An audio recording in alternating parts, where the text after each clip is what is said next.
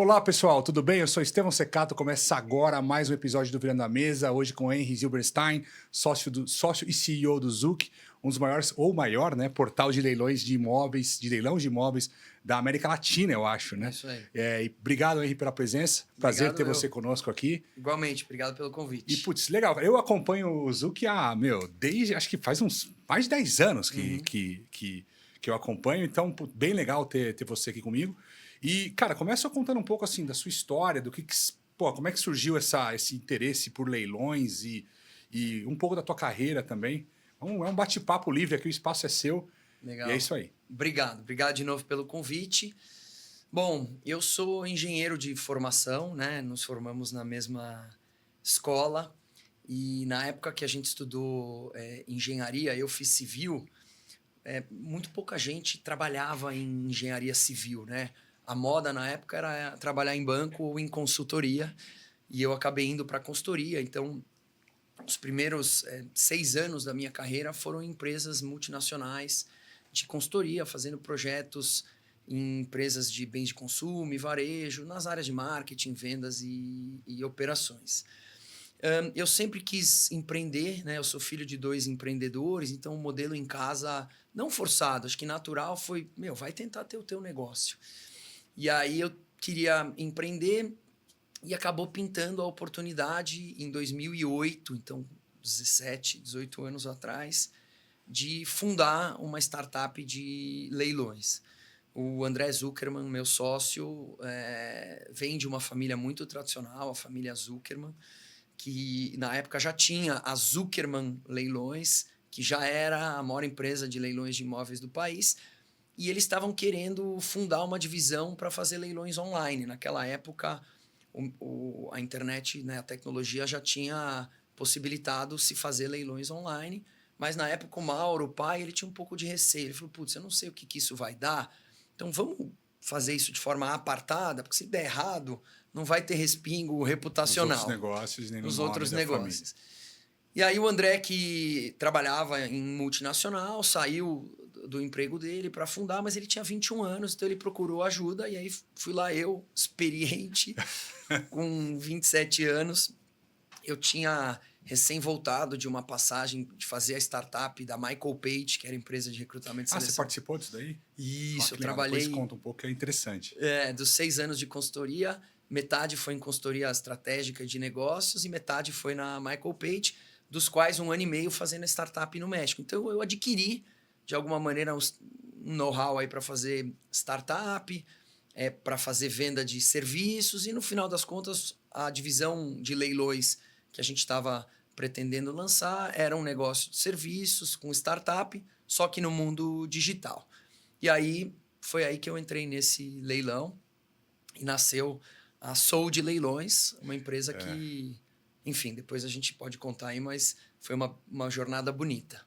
Cara, você fala assim, tava falando de 2008, É, parece que foi ontem, assim, eu falo, 2008, peraí, foi outro dia, falei, 17 anos, 18 anos, 17 anos, o negócio loucura. tá correndo rápido. Muito, demais, assim.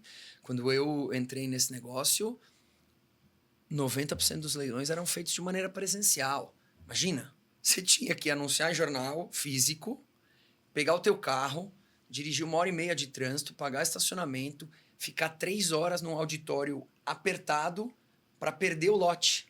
E aí depois voltar para casa, E né? lote por lote. Lote por E lote. eu lembro que uma das coisas que me falavam, mas lá atrás, há Aham. 20 anos atrás, pô, leilão, tem a máfia do leilão, tem o que só pode dar lance, os caras ali do carro que conhecem. Eu não sei. Começou com carro, como é que foi essa evolução do mercado de leilões? Olha, bom, leilão existe. Se você pegar a Bíblia, tanto no Velho quanto no Novo Testamento, tem passagens que sugerem que o escambo e o comércio já era feito por leilão, né? O cara tinha ali moedas, especiarias ou gado. Ele chegava lá e ele falava: Olha, eu vou entregar para aquele que me dá em troca a maior quantidade de qualquer coisa, né? Então, Aham. esses são os primórdios do leilão. A profissão do leiloeiro oficial foi regulamentada no Brasil em 1932, é bastante antiga, Sim. né? E aí, eu não sei te dizer exatamente por onde começou, se foi por carro, se foi por obra de arte ou se foi por imóvel, mas eu sei que desde 1932 o leilão tem sido usado como canal alternativo de vendas e principalmente como solução para acabar com as dívidas, né? Então, tanto na parte judicial, então assim, eu devo para você, eu não te pago, você me processa, você ganha o processo, eu não tenho dinheiro para te pagar, mas eu tenho um carro, eu tenho uma casa de praia, esse carro, essa casa de praia são penhoradas e leiloadas para que eu possa, a justiça possa finalmente ser feita e eu pagar a tua dívida. E o leilão também era usado na lei de hipotecas, né? Então, você tomava um financiamento imobiliário e aí não pagava o financiamento, a lei de hipotecas levava a leilão. Mas desde 1997 veio uma lei chamada alienação fiduciária. Foi uma lei que mudou, barateou, deu transparência, deu velocidade, na qual o próprio bem, não só imóvel, mas principalmente imóvel, é dado como garantia daquele financiamento. E se houver uma inadimplência, você não precisa ir para a justiça. Porque nas hipotecas, na lei de hipotecas antigamente, se tinha uma inadimplência, você tinha que entrar com o processo. Aí tem toda a morosidade. A lei de alienação fiduciária indica que o próprio leiloeiro pode conduzir o ritual. Então é muito, muito, muito, muito mais rápido. E aí começou assim, mas voltando à tua pergunta da máfia, de que leilão é esquema, etc., eu também tinha esse preconceito. E de fato, quando o leilão era presencial, você chegava num leilão de carro de seguradora, onde estava cheio de gente ali que trabalha com desmanche de peças. Era um ambiente Você dava um lance, os intimidador. caras já te olhavam feio ali, você fala, meu, você não vai ganhar. Sem dúvida.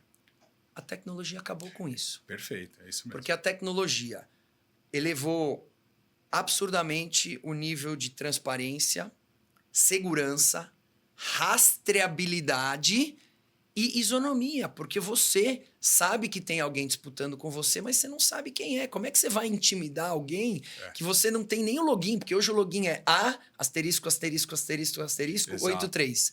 É para uma questão de segurança. Então, a tecnologia junto com todo o ecossistema de leilões evoluiu muito, de maneira que eu acho que hoje o acesso está muito mais democrático e muito mais seguro para todo mundo. Obviamente, em compliance com a Lei Geral de Proteção de Dados, vocês não têm acesso a quem é, ou vocês têm o site, mas um não tem acesso ao outro. Isso. Tem alguém que regulamente isso? Como é que funciona? Boa pergunta. Então, nós, como plataforma, temos acesso a quem está lançando. Aliás, até para uma questão antifraude, a gente faz validações, né? Então, não existe uma regra, cada portal tem a sua.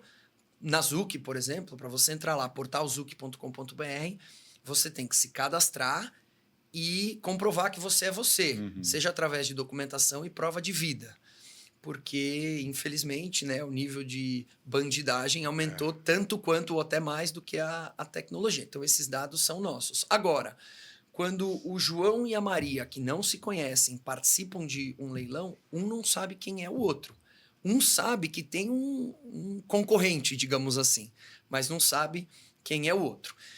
E a regulamentação dos leilões é feita pelo decreto de 1932, que regulamenta a profissão de leiloeiro oficial. Quando a gente está falando de um leilão judicial, quem regulamenta é o Código de Processo Civil, então é a lei que vale para todo mundo. E quando a gente fala de leilões extrajudiciais, os leilões de banco, é a lei de alienação fiduciária. Ah, mas como é que fica a história do cadastro e dos dados? Daí a lei específica, a LGPD, por exemplo. Isso aí cobre. E conta, Henrique, conta como é que foi essa sua jornada, essa sua trajetória da Poli, consultoria, e a fundação desses portais que você participou. Legal.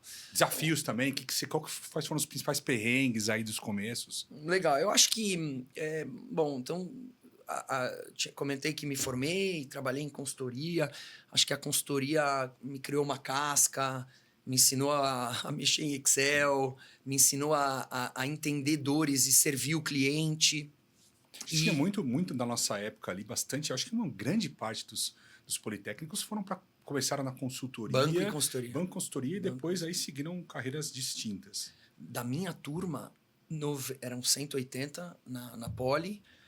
Dos 180, no último ano, só 120 ainda permaneciam. Teve um drop de 1/3, é loucura. Caraca. E desses 120, 90% foi trabalhar em banco, consultoria ou empresa, porque tinha muito programa de trainee naquela época. só 10% da civil foi trabalhar com engenharia mesmo. Projeto, obra, grandes estruturas, uma loucura, né? Eu acho que hoje, imagino que isso tenha mudado, porque está mais sexy, digamos assim, trabalhar com engenharia civil.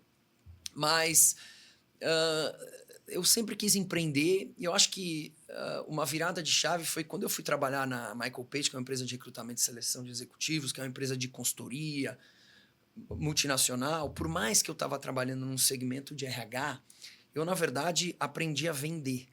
Porque o que eu fazia era vender projetos de encontrar alto escalão para empresas e gerenciar pessoas para entregar esses projetos. Então, eu aprendi. Então, eu tinha aprendido uma base boa de finanças, de raciocínio lógico na faculdade, aprendi a servir na consultoria e os últimos 3 anos eu aprendi a vender e gerenciar pessoas. Óbvio que a gente continua aprendendo tudo isso até hoje, mas um básico para eu, pelo menos, ter a coragem de empreender. E eu acho que os desafios foram os desafios típicos de todo mundo que quer empreender, no sentido de que a gente foi a mercado com essa empresa de leilões com 0 dinheiro de fundo de investimento, essa indústria era muito pouco desenvolvida aqui, mal tinha VC no Brasil. Você começou cedo, né? Você começou bastante, estava com 27 para 28. 27 para 28. E a gente foi na cara e na coragem, assim, contando a história de trás para frente, fica fácil de entender que a gente... Porque o mercado leiloeiro, Estevão, para você entender lá naquela época, em 2008, ele estava 95% apoiado em vender imóvel, carro e máquina de banco e governo. Sim. O que a gente se propôs a fazer naquela época foi vender bens de menor valor agregado, móveis, eletros, utensílios, material de construção e assim por diante, informática, telefonia, para empresas. Na minha cabeça, eu tinha muito modelo do eBay. Se o eBay funciona, o eBay era uma plataforma C2C, consumer to consumer. Falei, vamos montar uma plataforma B2C, onde as empresas colocam tudo que elas não querem mais usar na nossa plataforma, a gente vende via leilão, seja porque a metodologia é potente, e seja porque leilão você consegue vender os itens no estado em que se encontram sem precisar oferecer garantias, então é uma vantagem para quem está vendendo item usado, e aí a gente vende para o mercado consumidor em geral com o mote de desconto. Olhando de trás para frente, puta, que estratégia, etc. Sim, mas na verdade a gente foi para fugir dos grandes leiloeiros que estavam bem posicionados nos bancos, né? Porque por mais que a gente tinha o sobrenome Zuckerman e tal, o que é? Eu ia ligar lá para o Banco Itaú e falar, oi, tudo bem? Eu sou o filho do Mauro Zuckerman, me dá 3 mil carros aí para vender, a coisa não funciona assim. Claro. Então a gente foi construindo a nossa jornada num lugar onde a gente via potencial, mas tinha bem menos concorrência e acabou dando certo, porque foi bem na época que a internet se desenvolveu.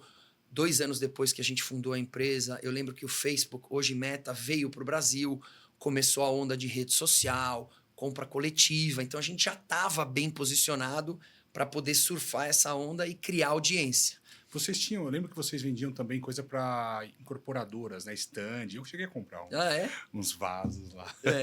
A gente começou daí.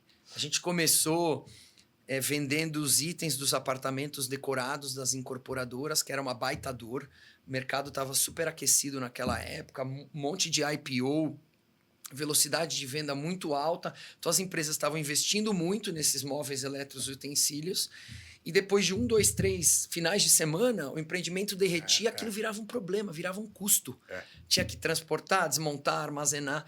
Então, a solução que a gente encontrou foi, olha, a gente inventaria tudo isso aqui, vende no varejinho, não é que a gente vende para uma pessoa o apartamento inteiro. O abajur para um, a estante para o outro, a cama para o outro, a TV para o outro. E aí a gente recupera uma boa parte do valor investido, então volta para o bolso da incorporadora, ao mesmo tempo que para quem está comprando, isso aqui vira uma oportunidade de comprar uma TV novinha por, sei lá, 40%, 50% de desconto. Eu imagino que naquela época o desafio maior, alguns desafios, né? Tecnologia que não era tão desenvolvida, Total. treinar o público, né? Educar o consumidor a comprar e também o operacional, porque você tinha que ir lá mandar alguém, pelo menos fotografar, catalogar, e não era tão digitalizado ainda. É isso, cara. Acho que você tocou num bom ponto, né? Naquela época, a tecnologia era uma barreira de entrada muito violenta. Eu lembro de, no startup dessa empresa que a gente criou, ter cotado 8 empresas de desenvolvimento do software para fazer uma ferramenta de leilão online. 4 delas falaram, não faço. 4 delas mandaram propostas, sendo que 3 falaram, eu não vou cobrar, eu quero equity. Aí eu falei, puta, a tecnologia eu tenho que fazer próprio, senão eu vou ficar na mão da turma. Então, tecnologia era um desafio. Hoje, você entra lá no Manos ou no Lovable, em 3 minutos está pronto, né? Sim. E eu concordo contigo, eu acho que a tecnologia, o desafio de educar o mercado era menos dos compradores e mais dos vendedores. A mais os vendedores? Porque eu chegava em empresas Fortune 500, empresas grandes, bancos e tal, falava, cara, o que você faz com as cadeiras, os laptops, as mesas, os gaveteiros e a telefonia que você não usa mais e a frota de carro de diretoria? Ah, putz, não sei, eu dou, faço um bazar. Vamos fazer leilão. O cara, não, mas eu não tô falindo. Não tô quebrando para fazer leilão. Para o consumidor não era tão difícil, porque para o consumidor era falar o seguinte, olha, o Banco Itaú tá vendendo comigo as cadeiras das agências, né? E aconteceu isso, né? Na fusão com o Unibanco, muitas agências desmobilizadas, cadeira com 90% de desconto, vem visitar. O cara visitava, via que existia, não era tanto o desafio, era mais educar o vendedor. E acho que o último desafio também era de criar processo e procedimento, porque a gente estava fazendo um negócio que, apesar de não ter rocket science, né? Não é ciência de foguete, ninguém nunca tinha feito. Então, como é que faz? Inventário? Quanto tempo demora um leilão? Quais são os principais indicadores? Qual é o ganho de eficiência? Quantos dias de retirada para um prédio inteiro? Quando se armazena? Quando não? Então, a gente foi criando o conhecimento, adquirindo o conhecimento à medida que a gente ia escalando a empresa. E a empresa, graças a Deus, escalou rapidamente.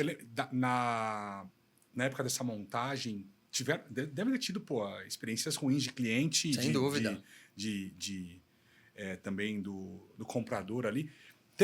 Tiveram casos assim, você falou, puta, deu um problemaço, vamos ter que resolver, eu tenho que aportar, pagar alguém, segurar no peito. Eu tenho vários para te contar, né? Mas acho que o mais emblemático foi um que a gente... quando o Banco Real foi vendido para o Santander, eles tinham um prédio na Avenida Paulista, que era a sede do Banco Real, na frente da estação do metrô. É um prédio que hoje chama-se Brazilian Financial Center, mas na época era a sede do Banco Real, o Santander comprou, esse ativo foi vendido para São Carlos Empreendimentos. E a São Carlos ia reformar o prédio inteiro, fazer um retrofit e ia fazer nos contratou para fazer um leilão dos móveis. E a gente tinha data para terminar com tudo aquilo, porque já tinha empresa que tinha pago, assinado o contrato de locação, etc. Bom, só para encurtar a história, a gente estava ali... Como é que você planeja a retirada dos itens de... Cara, eram 40 mil itens entre cadeira, mobiliário, informática, telefonia. E eu lembro que no final de semana final, no último final de semana, assim, os últimos 3 dias que a gente tinha 24 horas trabalhando para tirar as coisas, a gente não contou com a parada LGBT na Avenida Paulista. Putz. Cara, parada LGBT na Avenida Paulista. Travou a entrada e a saída dos caminhões, parou 3 dias. Então, esse foi um sufoco, né? Porque... E os sócios, vocês ali na loucura também, 24 horas virando e trabalhando. A gente lá se revezando para comprar esfirra no Habib's para a turma. A gente tinha 8 transportadoras trabalhando em turnos diretos para poder tirar, né? Tem desmontagem, você não pode desmontar de qualquer maneira. Você tem que desmontar agrupando os parafusos, fotografando, inventariando, porque isso ia para um galpão para depois quem comprar poder remontar, né? Então... enfim, é esse tipo de desafio que tinha. E que o sócio tem que estar lá para resolver, não adianta delegar. Eu acho que não tem como, em alguns momentos você não tem como delegar. Eu acho que no estágio, no tamanho que a gente estava, não tinha como delegar. Talvez hoje em dia Acho que tem, por exemplo, se a gente tivesse um desafio como esse na Quara ou na Zuki, a gente, depois de ter formado gente nesses sim, últimos esse 15 já. anos, tem Sim. gente. Mas naquela época não tinha como. Até porque não se tinha track records da operação no que a gente estava fazendo. Hoje, depois disso, a gente desativou Copa do Mundo e Olimpíada. Então a gente trabalhou para a FIFA, desativando tudo que era a estrutura dos estádios. Cada estádio tinha 30 restaurantes. Cara, que você vendeu tudo isso via leilão? Tudo via leilão. Via sold, tudo via sold. Tudo. Que legal.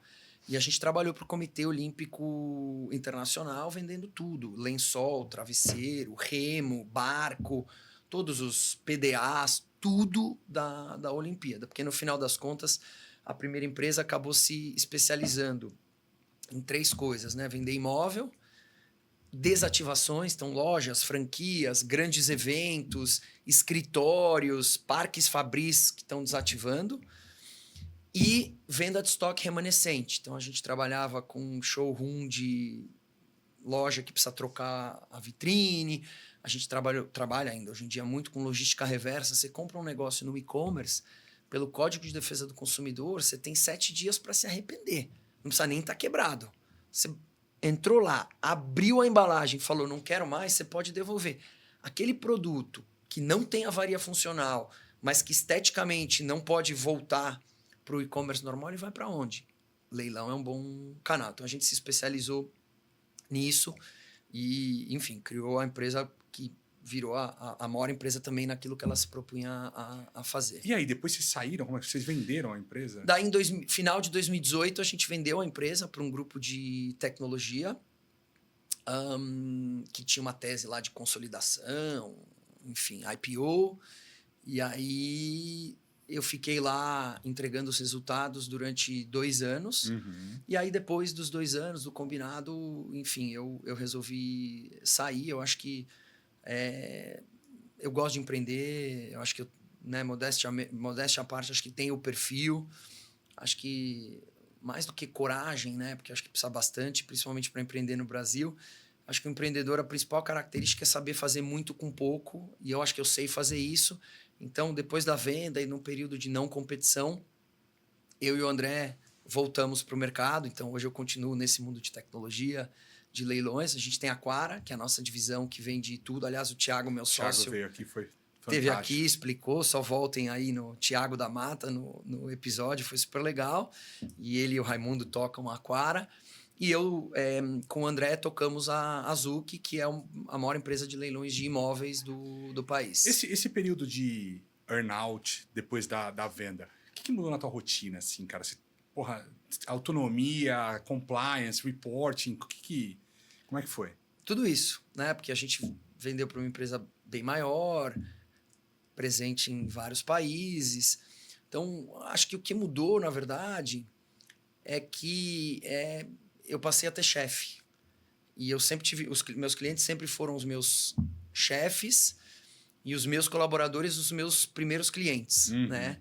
Então, vendendo a empresa, isso continuou, mas tinha um acionista controlador com uma equipe para quem eu passei a me reportar diretamente, porque eles compraram 100% do negócio. No primeiro dia, pegaram a chave do cofre e da tecnologia, com razão. Sim. E aí eu virei um executivo. Então, foi uma experiência interessante também, no sentido de que eu tinha sido executivo 10 anos atrás. Depois de 10 anos. Numa outra posição, eu já era gestor lá na Michael Page, mas aqui eu era CEO. E foi interessante, né? Porque são outras regras, outra cultura. Mas dá um pouco de alívio? Você fala assim, puta, vendi, agora eu sou CEO? Ou é mais pressão ainda? O que você sente? Olha, no meu... É um pouco diferente. No meu caso, como tinha um earnout, um resultado futuro, enfim, a pressão aumentou. E também eu tinha uma pressão interna de composição de cultura, né? Porque lá no time a gente tinha, sei lá, umas 90, 100 pessoas, né? Apesar da empresa ter 10 anos, que é relativamente pouco, 50% do meu time tinha mais de 5 anos. Então a gente tinha um turnover baixo, a gente tinha uma galera que comprava o nosso propósito, era feliz com a missão e que nos ajudou a construir. Quando a gente vendeu, por mais que claramente era o melhor caminho para a empresa naquela época, as pessoas falaram, putz, mas e aí? Nós vamos ficar órfãos, nada disso, né? Então, acho que teve esse desafio também de acalmar os ânimos, de compor a cultura junto com uma nova cultura de uma empresa maior, e deu passar a me reportar, né? Resultado, reunião, processo, etc. Foi uma experiência interessante, mas, de novo, eu acho que eu gosto de criar, eu gosto de fazer, gosto de movimentar, enfim. E aí depois, com isso, logo depois veio a Kawara. Isso, aí... Quara, né? Quara. Aí depois de 2 anos, onde eu basicamente fui conhecer novos negócios, então boa parte desses 2 anos eu fui para dentro de um fundo de investimento e venture capital chamado Tarpon, aprender a fazer negócios sob a ótica do investidor. Então sentei lá do lado do Zeca Magalhães, do André de Escobar, que é uma turma muito fera. Foi com o Marcelo Lima lá também? Marcelo Lima da 10B, um monstro. Foi com essa galera que eu voltei a ser estagiário para aprender a fazer negócio sob a ótica do investidor. Porque eu sempre fui piloto de avião, sempre fui CEO, mas nunca tinha sentado na torre. Foi super legal. E metade desses 2 anos eu também me dediquei ao terceiro setor, a voluntariado. Eu sou pai de 3 e o meu filho caçula nasceu com síndrome de Down. E desde que ele nasceu com síndrome de Down, eu e a minha esposa Mega nos envolvemos no terceiro setor. E aí a gente queria, enfim, conhecer novas realidades, aproveitar esse tempo sabático para nos dedicar. Foi super legal também. Mas é difícil você ficar longe daquilo que você ama fazer, com quem você ama fazer. Então, quando terminou o período de non-compete, eu liguei para o André e falei, cara, vou voltar para aquilo que eu amo e que, de alguma forma, aprendi a fazer. Vamos. Juntamos os trapos, ele comprou metade da minha ideia, que era a Quara, e eu comprei metade do negócio da família dele, ou seja, os pais, o Mauro e a Helena, que ainda estavam no negócio, hoje não estão mais. E aí, no primeiro ano, então 2023, a gente tirou a Quara do chão, eu pilotando a Quara, o André ainda pilotando a Zuc. E aí, depois de um ano, veio o Thiago, e eu passei para a Zuc, e o André está focado em negócios que a gente tem nos Estados Unidos.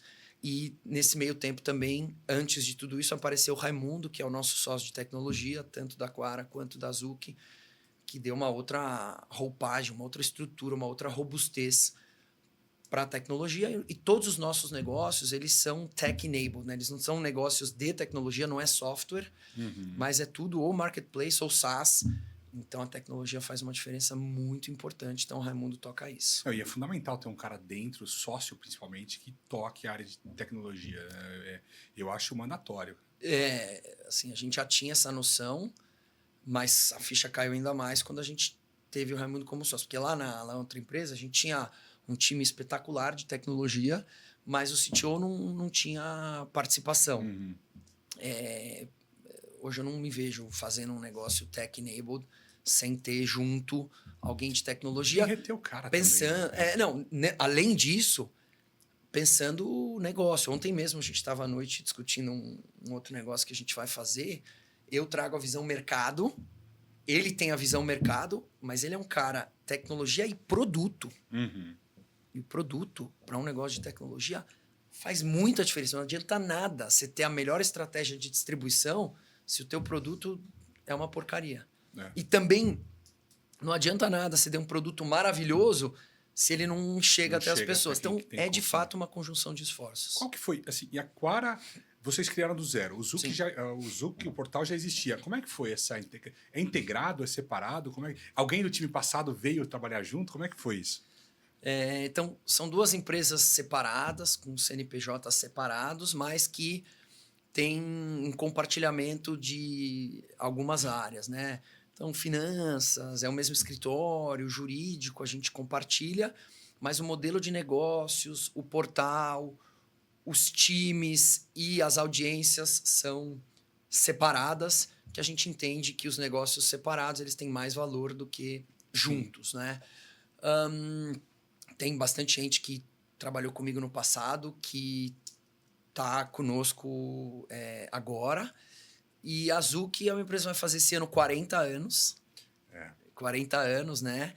E eu tenho esse privilégio e essa responsabilidade de tocar esse negócio de 40 anos para honrar o passado, mas ao mesmo tempo para criar alavancas de crescimento, né? Quando a gente se juntou no começo de 23, eu e o André, a gente falou, cara, só faz sentido a gente estar junto se a gente enxergar uma clara avenida de crescimento. E o André é o homem das ideias, é o homem do futuro, e eu sou o homem da operação. Então, ele desenhou lá um caminho muito bacana. A gente juntos enxergou uma boa possibilidade desse caminho virar realidade, né? Porque visão sem implementação é pura ilusão. Então, ele desenhou a realidade, viajou, legal, aterrissamos, tal. E aí, na implementação desse plano, que é um plano que não tem data para acabar, mas está acontecendo, pra você ter uma ideia, a gente se colocou como meta dobrar o negócio em até 4 anos. Um negócio líder de mercado, que não mudou o seu modelo, que não comprou ninguém, dobrando, só encontrando alavancas de crescimento.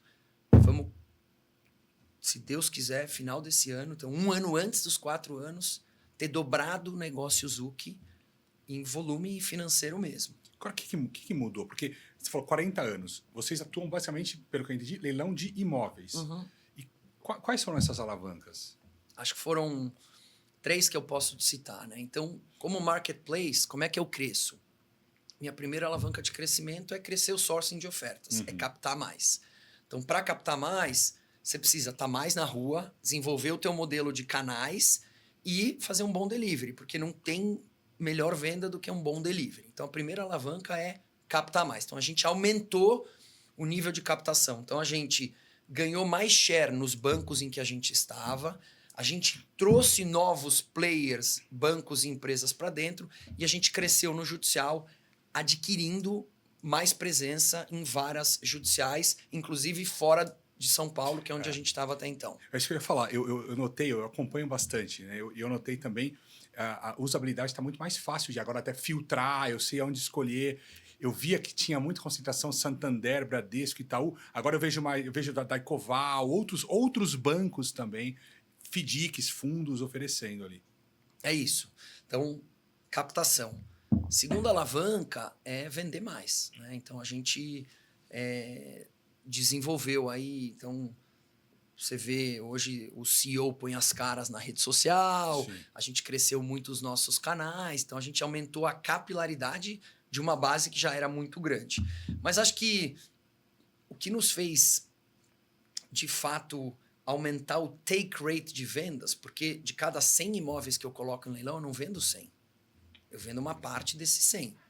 Por que você não vende tudo, Henry? Sei lá, porque talvez eu não chegue em todo mundo, porque alguns imóveis não estão com preço tão bom, ou alguns imóveis têm indisponibilidades que inviabilizam a venda. Contratou ali com jurídica, a parte jurídica não... Às vezes o débito do imóvel é maior do que o imóvel vale, né? Então, sei lá, um leilão de condomínio, de dívida de condomínio, a dívida, o cara não paga o condomínio há 25 anos, ele conseguiu protelar, né, Justiça brasileira durante todo esse tempo.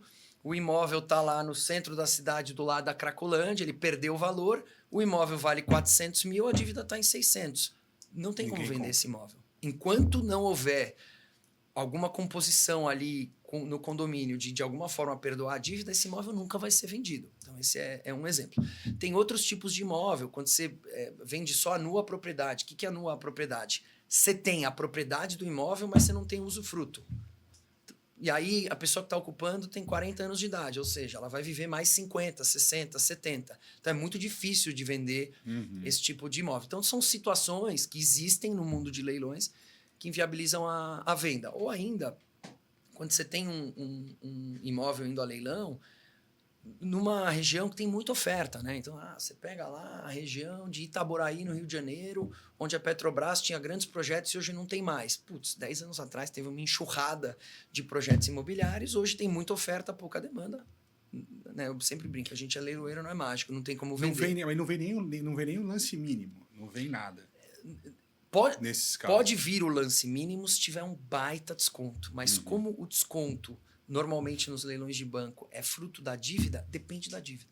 Se a dívida for baixa, aí o desconto vai ser alto. Mas às vezes a dívida é alta, daí não tem como dar desconto. Vocês dão algum insight do tipo, pô, vai nesse valor, algum insight para os vendedores? Sim, totalmente. Para os vendedores, totalmente.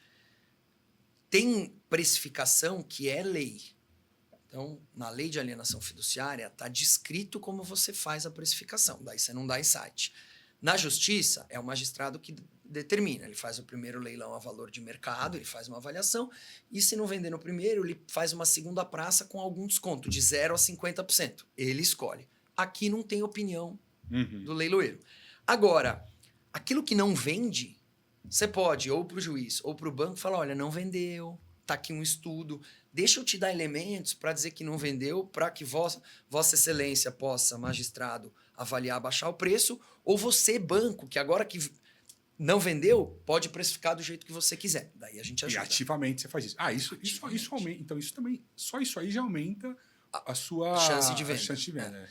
Mas acho que o que mudou, Estevão, para valer, foi que a gente já tem 2 anos tá investindo muito na frente educacional. Legal. Então, leilão, ele parece complicado, tem algumas particularidades que precisa de um know-how técnico, mas leilão, o novato, o novo, o leigo, ele olha o leilão, ele vê lá, imóvel do Banco Bradesco, 50% de desconto, ocupado. Ele fecha o browser. Sim. Ocupação não é sinônimo de empecilho, é sinônimo de oportunidade, justamente o que espanta o leigo. Agora, como é que você faz para o leigo entender que ocupação, apesar de parecer um problema, na verdade é uma grande solução? Com educação. Como que funciona? Vou pegar esse gancho aí, porque é uma dúvida que acho que deve ter bastante gente deve ter. Como que funciona essa questão? O imóvel está ocupado. Quem que eu posso tirar, quem que eu não? Você sabe como é que funciona isso? Claro. O imóvel está ocupado, você pode arrematar e comprá-lo via leilão, chama arrematar. Aí eu vou ter a propriedade e não vou ter a posse. Isso, você vai ter a propriedade e não vai ter a posse. A partir daí, você tem que caminhar para ter a posse. Você tem 2 formas de caminhar. Você pode tentar um acordo para desocupação amigável e tem técnica para isso, né? A gente lançou uma formação de leilões de imóveis onde, dentre várias coisas, a gente ensina um procedimento de como é que faz para negociar, quais são os passos, quais são os cuidados que você tem que ter para compor um acordo amigável. Porque 80% das desocupações feitas com essa metodologia são feitas amigavelmente. E uma desocupação amigável ela é muito mais barata do que uma briga. E você não precisa nem, em teoria, você não precisa nem ter um advogado. Nesse caso, em teoria não, em prática, não precisa. Não precisa. É uma desocupação amigável, com um procedimento, uma técnicazinha super simples, precisa adquirir o conhecimento. Você negocia e vale a máxima, mas vale um mau acordo do que uma boa briga. Porque a lei, tanto a alienação fiduciária quanto o Código de Processo Civil, ela é muito clara. Quando você adquire um imóvel em leilão, não é uma questão de se você vai ter a posse, é uma questão de quando. Não importa, por exemplo, tem uma mulher grávida com uns 10 filhos ali, um cabrito, nada. Não, 0, porque senão, imagina, essa é a desculpa perfeita para você não pagar condomínio e não pagar o financiamento. Sim. Os bancos iriam à ruína. Eu não estou desfazendo da dor das pessoas, Claro. não é isso. Não, é mais Eu só estou dizendo que existem algumas situações, dívida de IPTU, dívida de condomínio e dívida de financiamento imobiliário, que estão isentos de qualquer tipo de explicação. Então, você tira. Acho que o ideal é você fazer isso com técnica, para fazer isso com respeito e de forma amigável. Agora, aqueles 20% dos casos onde nos imóveis ocupados você não consegue através de um acordo amigável, você entra com uma ação de emissão na posse, é uma ação simples, rápida, barata, e a própria lei de alienação fiduciária te garante desocupação através de liminar com 60 dias e pagamento de aluguel, taxa de ocupação, enquanto o ocupante não sair. Então, a lei já foi feita para que o ocupante, uma vez que ele não é mais dono, ele não burocratize e prejudique o terceiro de boa-fé. Quem que é o terceiro de boa-fé? O arrematante. Agora, se essa pessoa ocupante não quiser sair, ele é obrigado, ele é forçado a sair pela polícia. Né? Aí é oficial de justiça com força policial. E é bem constrangedor. É por isso que nessa técnica de desocupação e de negociação, a gente vai ensinando a mostrar pro cara, olha, deixa eu te falar quais são os teus direitos e os meus. Eu não quero que isso aconteça. Quanto tempo você precisa?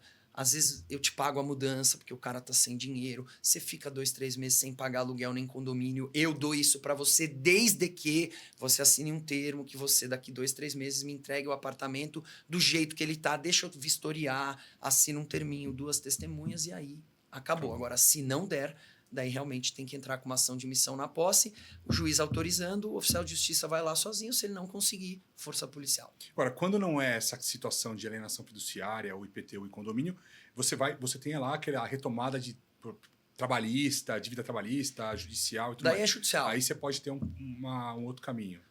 Daí funciona da mesma maneira. A diferença é que tem um juiz conduzindo o processo. Nos processos judiciais, seja processo judicial por dívida de condomínio, por dívida de IPTU, por dívida de empréstimo, por dívida trabalhista, por dívida criminal, por dívida fiscal, qualquer natureza, você também pode negociar um acordo amigável. E aí, se você conseguir concretizar o acordo, você avisa no processo, excelência, negocia um acordo, está aqui assinado pelos dois, o juiz fala, maravilha.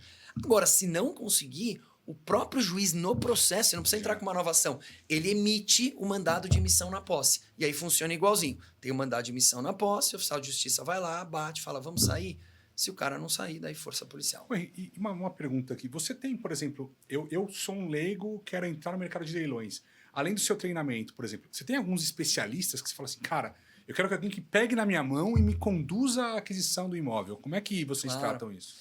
Tem esse ecossistema nos últimos 5 anos, até em função do volume de imóveis em leilão, que hoje está no all-time high, tá a maior quantidade de imóveis da história.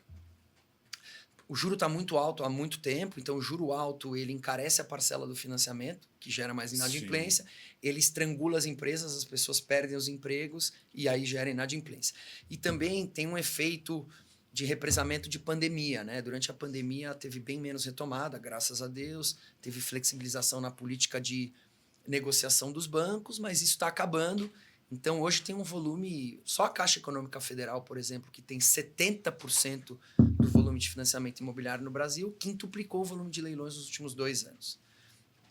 Então, tem um volume muito grande. Então, esse volume grande gera mais oportunidade para o ecossistema se desenvolver. Então, acho que tem 2 maneiras de você ter esse apoio, né?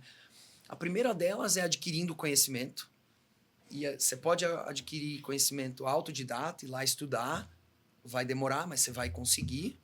Ou você pode fazer uma formação, né? Então, a gente tem uma formação lá, uma formação super prática, didática, com ferramenta, que capacita pessoas do zero a fazerem arrematações de qualquer natureza. Essa é uma forma, sou suspeito para falar, mega recomendo.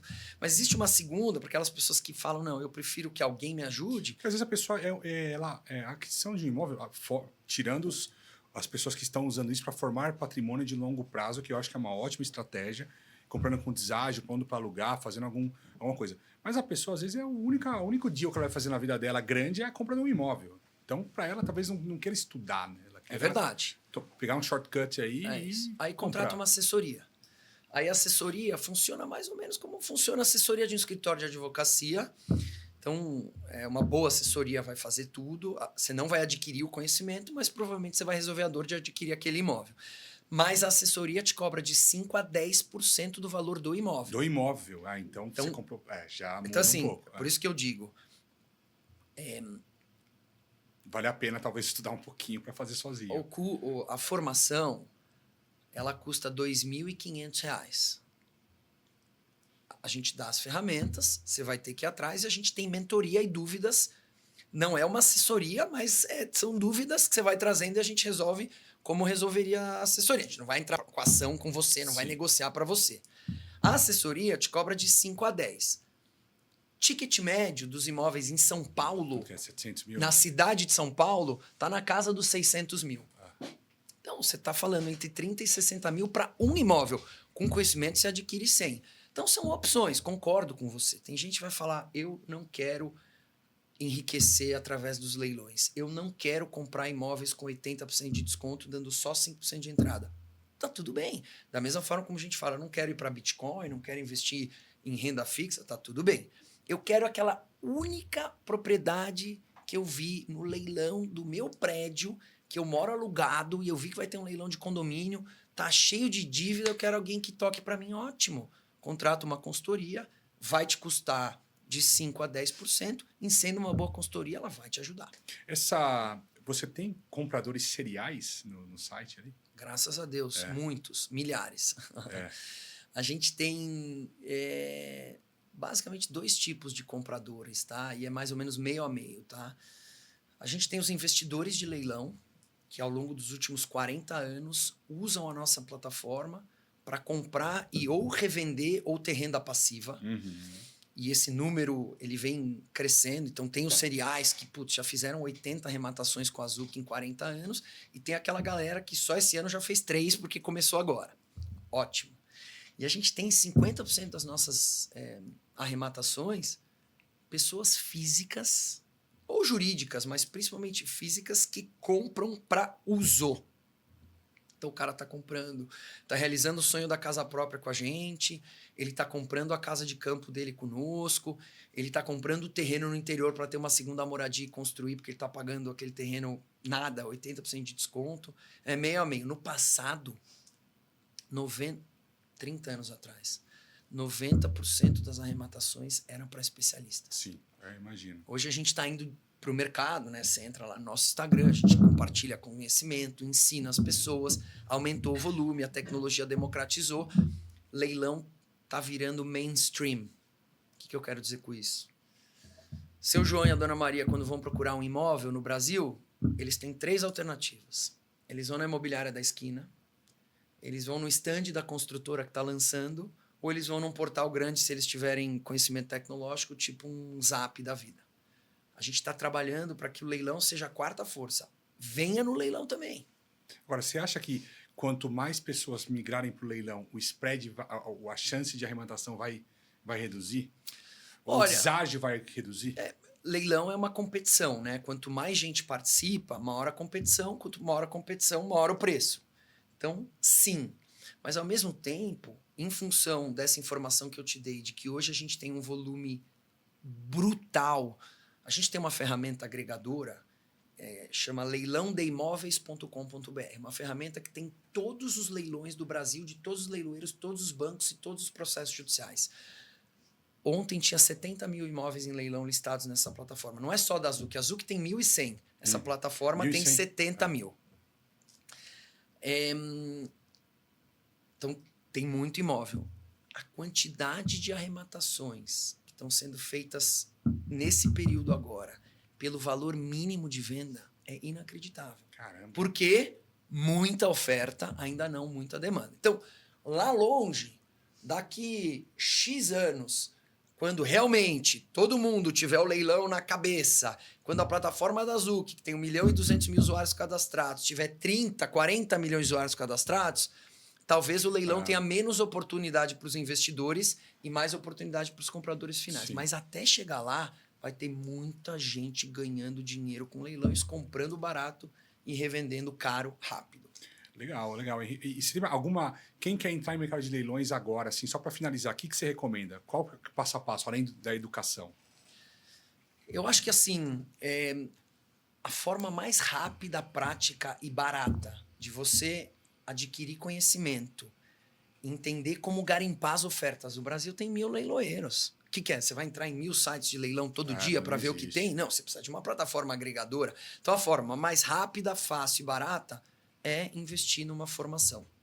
Essa é a minha recomendação.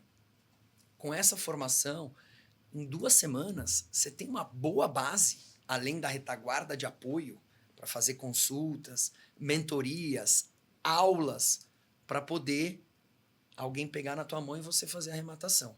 Como em quando você aprende a esquiar ou andar de bicicleta, você começa com uma explicação de postura, rodinha, aumenta a velocidade, tira uma rodinha, vai na rampa. Leilão é a mesma coisa, até que você tá sozinho esquiando na pista preta. Leilão é a mesma coisa. Então é muito bom você começar com um instrutor que te acompanha. Dá para começar sozinho? Claro que dá. Mas leilão pode ser a melhor coisa da tua vida ou a pior dependendo de uma linha do edital que você... Não é que você não leu, você não entendeu. E aí, o débito de IPTU remanescente que você achou que não ia ter que pagar, você tem que pagar. Tua rentabilidade vai para o vinagre. Então, é altamente recomendável para quem é leigo começar com apoio. Arremates.com.br, vale a pena. Eu mesmo vou ajudar todo mundo. Pô, legal, Henrique. Obrigado pela presença, parabéns pela história, pela trajetória e pelo Zuki aí também. Obrigado, cara. O prazer foi todo meu. Conta conosco. Valeu. Pessoal, obrigado. Nos vemos no próximo episódio e até breve.